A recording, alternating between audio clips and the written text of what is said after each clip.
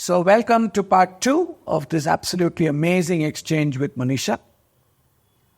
And in this part, we're going to be talking about clothing. How it started, why it started, and what it's become today.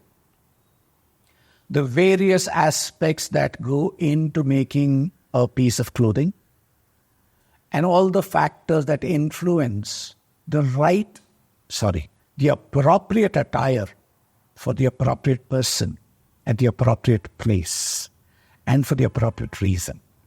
So this will delve into what kind of fabric, how does that get created, what kind of colors, what kind of stitching, what kind of draping, what kind of all of that. I'm going to be sitting back literally and listening to the expert in terms of what is all this. And once in a while I'll ask a few questions and then lean back and listen. So, Manisha, in the prep for this podcast, we spoke about clothing. And I made you said something very interesting. You said clothing helps people create their identity. And I said, I'm going to play the devil's advocate. And I also told you that, you know what?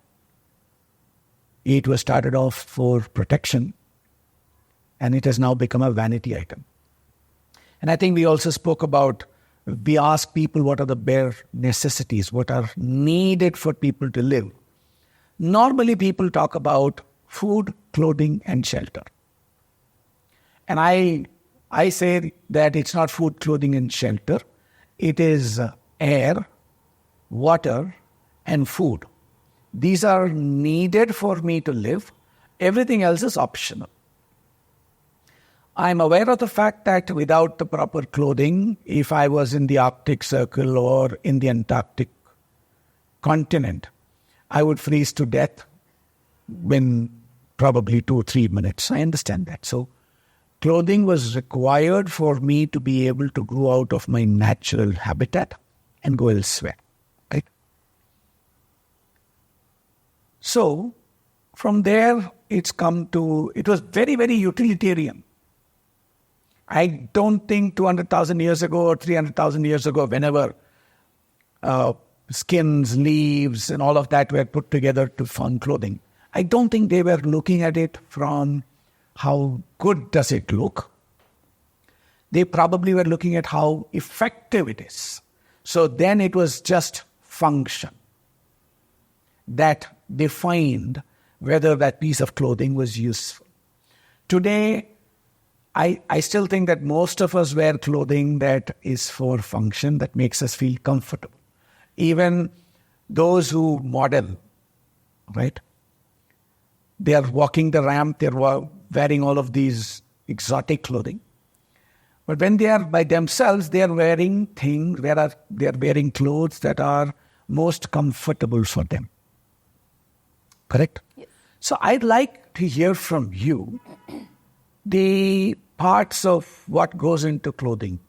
I also, our dear friend, common friend, Jaya, who is also a co-founder with you in this venture, I called him and I asked him, and I was asking him about you.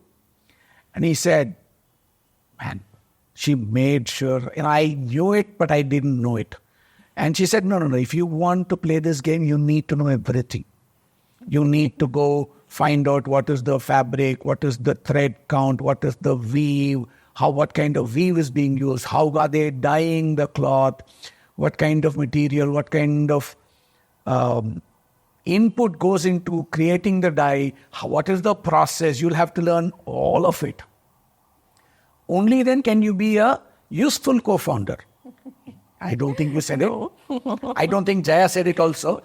This is the masala that I'm... Yeah, Cheenu's words. Yeah, this is some Cheenuism being added here. Right? So, I'm going to zip up now and listen. Oh, okay. So, if we have to start from like how the clothing started, it's really, really like don't know how many thousands of years ago we have to look back, because the recent survey says we have found some ruins of the cloths which are like 27,000 years old. So clothes were there then also. It is not just 2,000, 3,000 years old, So, and even when we... Curiosity question. 27,000 years ago, where? Which part of the globe? This is very, very interesting question. It says in Egypt. But if we go with the concept of Jambudvipa, what do you call that as? Jambudvipa is the entire Eurasian continent. Continent, but what name it would have had then? If we study our mythology. Yeah. I will not call it mythology. Itihasa. Itihasa. Thanks for correcting me. Otherwise, Jaya would have corrected both of us. Yeah, true. Yes. So, if we read our Itihasa, Ramayana, Mahabharata and all, they connect us to many, many parts of the world, which are known as countries today. Yeah. They were all part of India, right? Correct. When we read. Correct. So today I'm saying it was found in Egypt. Then I don't know what it was. Okay. Right? Yeah. Yeah. So part of this one landmass. Yeah. Somewhere we found it. Yeah. So that's what it says. But if we read Ramayana, especially about Sita's departure from parents' house to house, that's when Janaka Maharaja gifted her the saris made with finest gold thread, which she could just drape then. And this is the original Valmiki Ramayana? Yes. Okay. It's not a later version? It's not after Sundarakanda, Uttarakanda, no. It is within the first few kandas. So original Valmiki Ramayana refers to saris made with the finest gold thread. Gold threads. Wow. Yes. So it's not just Ramayana. Even when we talk about our gods, goddesses, there are many, like Astotra Namas, there are many hymns which praises them. Some of the hymns talks like what they wear, all those things. So in many of such verses, you can actually get to know that, God Vishnu wore he is also known as Pitambara because he wore yellow clothes and it was always silk. He wore silk clothes and silk is known for luxury, right? And and then when it comes to goddess Saraswati, she's known as Shvetambari because she wears white.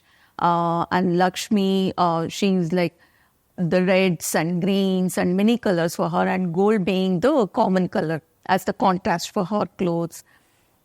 Like this, many examples we see while reading about our gods and goddesses. So for me, fashion is not something like, it just started like this, like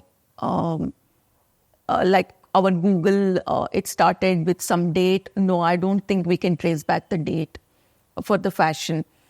Why am I saying this? Even if we talk about primitive clothing, like how we imagine or saying that somewhere somebody would have started covering their body with leaves and animal skin, all those things. Yes, they would have started with that. But there was always this, creative expression of art, even then, because one wanted to look better than the other, or one wanted to add something to their clothes to attract the other person. So it all started from there, being different or adding something extra on their body or on their clothes to make it look better. Started from there. It was there from beginning. After that, for me, what inspires more about the clothes is our Vedic period. Because in our Vedas, especially in Atharva Veda, there's a lot spoken about cotton, jute, and linen especially. So what's the difference between cotton and linen? Cotton is the pod, the yarns which we take out from the seeds, which blooms as flower, and from there we pick and make the yarns. And the linen is from the inner stem of the plant. The plant. Of the plant. So the fiber that comes in the inner stem. Stem from there. Wow. Yeah. Similarly, even the flax, jute, everything. Okay. So these are all the fabrics which are mentioned in Vedas. Can you believe? So today we are talking about all these fabrics, like, linen is something like fashion statement, like he wears only 100% linen, like that. But no, it was there then. No, it's like what surprised me when I got to know about it, Pāṇini, who wrote the Panini Sutras, the oldest language, Sanskrit, right? Sanskritam. Yeah. He has mentioned about linen. Okay. And then it was called as Uma, because that grass, the particular grass was called as Uma in Sanskritam, sorry. Yeah. So you can now understand how old the fabric weaving technique is. Okay. Absolutely amazing. Yeah. When you say this, right, I wear predominantly cotton. Yeah. I'm most comfortable with natural fabric. Fabric, yes. Otherwise, I get itchy and all of that. I do now use some of this for my workouts and all of that. This, what's called the wicking material, so that it doesn't stick. But left to myself, I'm happiest wearing cotton. And I find that linen is extremely soft and really feels good on the skin. So I'm certain that, there must be some reason that linen was identified. There must be some process where they must have used to. I don't think they just stumbled upon it. They must have been working on it to find out what works best. Of course, everything started at one level, like technology, how it kept on evolving and where we are today. That's how in every industry, including textiles also, it started somewhere as weaving. But then at every stage, people were constantly working and still working how we can make the feel of the fabrics better on the skin. If you go with this flax or linen, Kora fabrics, they're pretty coarse. Like they are rough. They're rough on your skin. They have to go through the treatments to become softer. So the linen is processed and it is sort of the rough, abrasive stuff is taken out. Taken out.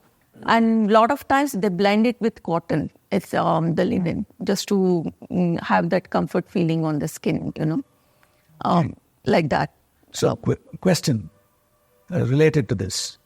The processing, how much of it is, if I can use a very crude distinction, how much of it is organically done, how much of it is done like the processed food kind of thing, chemicals kind of thing process, and how much of it is organically done? And does it make a difference to how the fabric turns out? Does it make a difference to how it falls when you make it into a garment? And most importantly, does it make a difference to the person who's wearing it? Because it is in touch with the skin. So your thoughts on that, and your not thoughts. What do you know about that? And would you please share that? Sure. As long as I know, in our country, we always had the organic methods of producing the fabrics and treating them, dyeing them, printing them. Every process of fabric making was organic until the invaders, including printing. Printing the fabric, they used to use natural dyes to print on the fabric. So there was nothing would they stay and would they not run? Yes. Even today in Adivalka, what we are using, kalamkari, they are all organic dyed dyes, only what we have used for printing. Like indigo, they also bleach the color every wash, but at some point they'll rest, and after that they will not fade, they'll not bleed. So when you're creating the garment, when you're creating the fabric, you'll take all of that into account and say, this is where it's going to rest. And will you have that thought process, or is it just a natural process? It's a natural process, like how people accept the indigo dyed fabrics that's the characteristic of the fabric, that it bleeds, it fades, and after certain stage, it will not fade. But still, it will have its own beauty with streaks and here and there faded, but still it looks quite elegant and natural and nice and feels good on your skin, like that. So here also what we have used, like turmeric, jaggery, these are all the natural, ingredients what we have used to create the colors. And these are the things which people also used to use before. Sorry to be nitpicky, but are the jaggery and the turmeric and all of that, are they not chemical and are they organic? If we have to, that's a good question. If we are just picking up from the market, we don't know what we are picking up and doing. But mostly what I have observed, these people who are still practicing the organic methods of producing fabrics and dyeing or printing and all, they are mostly in the outskirts who prepare the ingredients by themselves. The required ingredients. They grow turmeric, they prepare the jaggery, everything they'll have. Whatever is required for their work, they will only do themselves. And it's like small clutters who are practicing these things even today, because it's very difficult to follow. And very few people are there who will buy these fabrics. Why is that? Because of the lifestyle, one, I would say. And the second reason, as a designer, whatever I have been observing since 20 years and what I have understood, people feel whatever is there in the West, or whatever Westerners agree is what is in trend or fashion, or it's approved to use, So synthetics and let me talk about the lifestyle. Before, people used to wash the clothes by hand and dry it under the sunlight. So whether the clothes are bleeding, the color and all doesn't matter to them, because they wash their own clothes.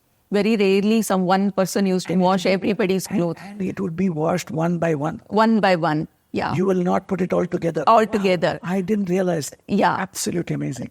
So it was not a problem for them then. Now it is a big problem because we dump everything in a machine. And everybody's clothes go in. Exactly. And in many houses, they don't even segregate the whites and the colored clothes. They just put them together. I have one vest which used to be white. Just come back with a different, slightly odd color now. Yeah. I just saw that this morning. So I can... So people want now everything which suits to the lifestyle. So they don't want anything which bleeds the color or which would shrink in, with cottons. That's the major problem. Like it will shrink after a wash. But I try explaining to people many times, it shrinks, but give it a steam ironing, steam pressing for it. It gains back the shape and the size, But nobody believes it. Yes, if the fabric is manufactured in really, really poor condition by not following the norms of the weaving, sometimes it shrinks too much, in the length especially, the fabrics, and sometimes in the width as well. Those fabrics, yes, you can't do anything. But if you're paying for the right product, they will remain always as per their original shape, even after hundreds of washes. So, you said very few people are willing to buy. Yeah. I've also noticed that I'm taking organic produce, food, anything. Organic produce seems to be a little more expensive than what is called normal. Yes. Unfortunately. Yes. Organic is actually normal. This is the doctored version. Yes. Right? But the organic food, vegetables, anything, seems to be of an order of magnitude more costly than what is the doctored variety. I'm absolutely certain that everybody, they're well-meaning. It's not that I'm not carrying a torch and I'm wanting to poking somebody. No. Everybody means well. I don't know whether it came to me or I heard it somewhere, but something that comes out from my voice box a lot of times is the path to hell is paved with good intentions. Right? I must have heard it somewhere or somebody must have said it. Similarly, I'm certain that the people who are doing the doctored variety, I'm going to call it the doctored variety from now on, right? Or the one that is created, manufactured, they must have meant well, because I need to make it less expensive. Otherwise, there is poverty, famine. People are not able to accept it, right? They are not able to access it, not accept, access it. So, is there a reason, again, in fabric also, this organic, non-chemical fabric, is it costlier to the end consumer than the other mass-produced, altered version? Yes, it is. It is definitely expensive when we compare to chemical dyed fabrics because of the process, what it goes through, and the ingredients, what they use to create those fabrics. But here I would like to talk about the practices. Before the invaders came, we all were able to afford for the same fabrics because it was available in abundance. Everybody were practicing the same procedure to manufacture the fabric. There wasn't another way of doing it. It was the standard. It was the standard, and everybody were producing all fabrics in the same way. And it was available for everybody, and it was affordable for everybody. I'm interrupting you. At that time, we probably were 10 or 20 crore people. Right? 100 or 200 million people. Today, we are 140 crores, which is 1,400 million. Right? Do you think that if we had the same practices, we'd still be able to clothe everybody? I am sure we could have achieved it, because how did we achieve in synthetics? By dumping the in the market, like whether it was required or not required. The invaders, if I have to be specific, the Brits, they dumped the synthetics in our market and they removed the cottons what we were making. Or to be precise, all the natural fabrics, whatever we were. That long ago that this happened? 300 years ago, 350 years ago? That's how the market got exchanged now from organic to synthetic. We were forced to buy synthetic, and to change that market structure. It was still cotton, right? Cotton was always there, but they made the cotton expensive. But synthetic as the affordable fabric. When you say synthetic, I mean that, and also it's also known as man-made fiber, right? Okay. Yeah. Okay. So it was in major practice in the West. They were all because they were unable to manufacture the natural fiber fabrics. We were the largest exporters of cotton fabrics or silks. Anything which was produced in India, people used to go gaga on our fabrics. And even in Russia, even if we watch the history of Russia, today they will change a bit, saying that it was China which gave them the silk maximum.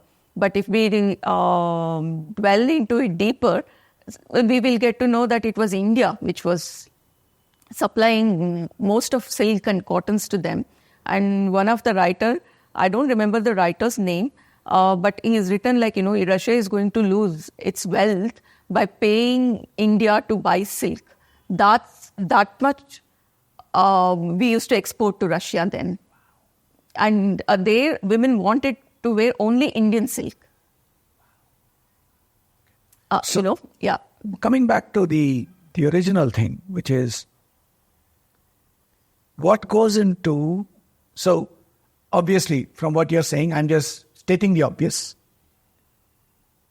Natural, organic fabric with natural, organic dyes are far, far better for being in touch with the largest organ in the body than anything that is synthetic. Is there no exception to the synthetic stuff that is not as harmful? Is there anything that is synthetic that is not harmful? So, I'm sorry. Let me rephrase the question. Organic, natural fabric, colors, all of that, they are least likely to have any reaction on the skin. Least likely, not 0%. Synthetic, in my personal experience, has had some reaction for me. Right? I can't talk for other people. So I am saying that natural fabric is good for my skin and synthetic fabric is not good for my skin. Would I be right in saying that synthetic fabric is not at all good for anybody? Or is there synthetic fabric that is not all bad? It again depends on the acceptance, People are accepting it, so it's just going as accepted fabric. But me, with the little knowledge what I have about the fabrics, I definitely disapprove synthetics, because it's all chemical process. So it's fabrics. It's not good. And even when we say natural fiber fabrics also, we are saying 100% cotton. But nobody is even thinking like how is that cotton is produced, whether they have used natural dyes or chemical dyes. You are taking cotton, fine. But if the process of dyeing that is going through the chemical process. So it's like half organic and half, it's not organic. It's again synthetic only, what the dyes, the colors which have gone into it. It's again because of the feel and still because of the nature of the yarn, I still say please wear cotton. Even if it is, if it is not organically dyed, no problem, wear cotton, I will say. But if we think about eco-friendly products or sustainable fashion, then I would suggest people to read how the fabric was made, what dyes they have used, and try to avoid, going with synthetic fabrics and dyes. At least now, if we don't act proactively to protect our planet, we are going to lose whatever we have in hand, because fashion industry is one of the biggest industry which is polluting the planet. Yes, because of the chemicals what we use to and produce it goes garments. Into the waterways, it goes into the land. And then dumping the unused garments, tons of garments will be dumped every year. So you can understand how much that would Recently, I came across something. I keep saying that we can always take a bad thing and make it into a good thing. Why did the bad thing exist in the first place? We will not question. We will take the bad thing and make it into a good thing. I'm not saying that it is wrong. I'm absolutely happy that somebody is doing this, which is there is so much of plastic in the ocean. They're taking all the plastic. And somebody said that, we are taking all of that and we are now making it into clothing. Yes. This is like eye-washing people, Plastic, they can take plastic and convert into something else as, into plastic only or something. Yeah, exactly. But why convert into clothing? And then how much of that plastic are they actually using to make the cloth? Who is questioning them? And what procedures are they following to make that fabric? We are recycling is like in the big bold letters. Are they writing the procedures what they are following to make that fabric? They'll be polluting the water source 2 times more than what the plastic would be existing in the water to produce this recycled fabric. What is the use? So the cure is worse than the ailment. Exactly. Today everything has become marketing, We are recycling. We are recycled. Recycled products, recycled fabrics. But how have they made? Upscaling, recycling. Okay?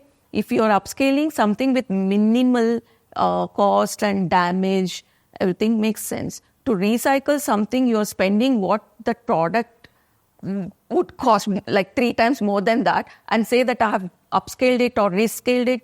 How have you done it? Let me play the devil's advocate here, right? Because I'm certain that some people are listening, watching, are going to say, these two people have an agenda, and therefore they are beating up progress. Okay. So I'm going to play the devil's advocate, right? How can we be certain that at Adivalka or your suppliers, right, that all of these processes are followed? I have personally met the organic diet people, so I know with whom we are dealing with, what they are doing, they process everything. But cotton, what we are using, that is again chemical dyed fabrics only. So in the website, we have clearly mentioned which is 100% cotton and chemical dye, which is organic cotton, organic dyes are used. We have both the segments. And if we, and we also concentrating on affordability here. So in the website, we have mentioned both what is 100% organic, what is not 100% organic. So let me expand beyond Adivalka. I don't want to, obviously, for obvious reasons, I'm not going to take any brand. Yes. Name. But many of them say that we are sustainable, we are organic. Are they really sustainable and organic? Or it's just, again, even though it's cotton, even though it's all of that, is it still a marketing gimmick? Maybe in some cases, yes, it is. In some cases, it is not. Because they are really, really working hard on it, to bring back the eco-friendly products. When you say who's working on it? People who are coming up with the sustainable fashion concepts or slow fashion products. They are really worried about what is happening around us, and they want to bring some change. And how do the change come? Only when the products are available in the market. People, like at least out of 10, if one makes up mind, no, I'm going to wear only the slow fashion product from now on, that also is a good change. Somewhere it has to begin, and then slowly it will see the big change. I'm certainly one of them. I've been one of them for the last 7-8 years. Where one, I've moved away from the Western attire to more Indian, my native, my own clothing. And some people find a problem with that also. They said, you're just putting it on because you want to make a statement. I look at them and say, yeah, maybe I am. And how's that wrong? Yeah. How's that wrong even if I have to make a statement? So coming back to fabric, I'm interested because I want listeners and viewers to learn something. Because today, before I met, I knew count, right? The weave count and all of those things, that the higher the count, the greater the complexity of manufacturing it or creating it. The finer the fabric, it falls well on the skin. So therefore, there is more of the original stuff that is wasted. And therefore, it becomes, so I'm distilling it and giving you the essence kind of thing. Therefore, it costs more. I didn't know any of that till then, initially. I started when I went to a store and they started telling me, sir, this is high count. This has 900 count. This has only 300 count. So I looked at them and said, what does this mean? So I started then understanding of a little of it. I'm an ignoramus when it comes to clothing. I go on the basis of experience. For me, I'm not interested in the technicalities. I go on the basis of experience. Do I feel good? Does it fit well? Does it feel good on my skin? Right? And I'm very, very sensitive. Right? So undergarments, everything, I keep trying to find out which is the one that is useful for me. What is your advice? I'm actually putting you on the spot and asking you for advice for what is the link to geography, climate, whether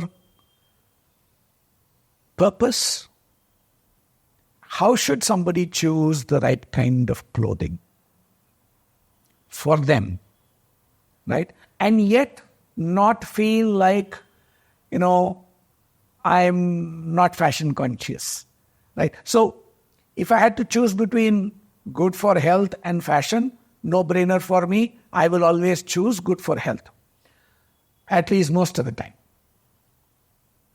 On a regular basis, I know that Adivalka was created because you wanted to make Indic casual wear more prevalent. What should somebody look at when they are choosing a fabric? What kind of factors do they need to keep in mind when they are choosing a fabric that is good for them? Fabric, color, whatever. So, first is purpose. What is the purpose they are buying the particular garment or fabric is for? And this again, I would like to connect with our Indic traditions. Our Indic traditions always had the forms and the fabrics which suited for different occasions. And they looked appropriate all the time whenever people chose and wore. That is something which people have to understand. I don't say that it has to be Indic. Whatever could be their choice, depending on their profession, their preferences. First, understand the purpose. Why are you buying it? And where are you going to use it? And how many times are you going to use this? That's more important, And I'm not saying that spending on fashion is not good. I will say, please spend on good products. Please spend on products which you can use repeatedly. And of course, for an occasional wear, you can't, because we buy something which would be like luxury in the fashion with lot of embellishments and silks. And of course, nobody can wear those things daily. Once in a while, yes, everybody have to treat themselves, with good clothes and something which is outstanding in the wardrobe. There should be some space for those pieces as well. But when it comes to daily, where people have to do conscious shopping, I would say, something which would protect our planet, at least wherever it is, we should make sure at least it stays there instead of damaging it more. So go with more eco-friendly products. And select the forms which suits for your daily tasks, what one does throughout the day, and suits to those actions. Not like somebody is wearing something, so I also want to wear that. No, don't compete here. When I say fashion is something which creates your identity, that's what I mean. It creates their identity with what they do. Interesting. What I do, not what I wear. Exactly. Beautiful. And it has to be appropriate with their body movements. Many people may not agree with me when I say this, but I really don't want to hurt anybody's, interest or sentiments here. But only as an example, I'm picking up this profession, that is teacher's profession. As a teacher, there is a certain boundaries which they have to follow, because that profession is like that. They have to look dignified, elegant, presentable, right? So they have to choose the styles which makes them look like that. They have to choose the garments which makes them look like that. And once when their wardrobe is full with such clothes, it's create an identity for them. That's what I mean. I'm working as a teacher. but I get inspired with the models who are walking on the ramp. I can't wear those clothes and go to the class, right? People can challenge me saying, why not? Definitely. That why not comes everywhere. But as a teacher, she has a role to play there. So she has to get ready appropriately to play that role. So it's same for every profession. It applies for every profession. And that's why I say fashion creates your identity. Choose it appropriately. I completely agree with you on this one. That, I need to wear for the role that I play. Right? And there is personal freedom. Anybody can choose to wear anything at all. Yes. But today, in society, I cannot choose to be the way nature made me. Yeah. I have to wear clothing. Yes. Yes. Right? It's, in a certain sense, to me, it is a little warped. That I cannot present myself the way nature made me. And I have to be different. And within that, I'm going to define this is okay, this is not okay. So to me, sometimes when I think a little about this, I say, you know what? People are going to think that I'm mad. No, I'm saying that nature made me this way. And yet I have a role that I'm playing. I have to attire myself for the role. Right? And I ask my, some people who say, what's wrong with me wearing anything? And I give them a simple example. Right? You go to a hospital. It might be something that is created. I'm not saying no to that at all. It is an image that has been created over time. You find somebody who's got a long beard, not kept well, hair is all over the place, and hands are dirty, wearing scruffy clothes. And that person says, tone jeans, whatever. That's the fashion. I don't know how that's fashion. Sorry. I don't know how that's fashion, but tone. There's one very interesting anecdote I have to share on this after I finish this. I asked them this. And there's this person who's wearing a coat, who's wearing this, who's clearly attired properly, clean shaven, this, that, whatever. Which of the two would you like to perform an operation on you? I would like to take both because, for me, both the characters are interesting. It again, it's like people's choices. Correct. But I would like to refine it. Wherever I can refine, I would like to refine it. Correct. That's it.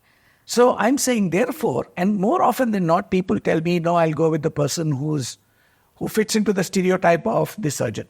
That is the created rules, that is something which people should stop caring about. I always say to my clients when they say that, a lot of women actually, I feel sad for them in a way because they want to follow the standard rules of fashion and they think they will not fit in there and something will not suit to them.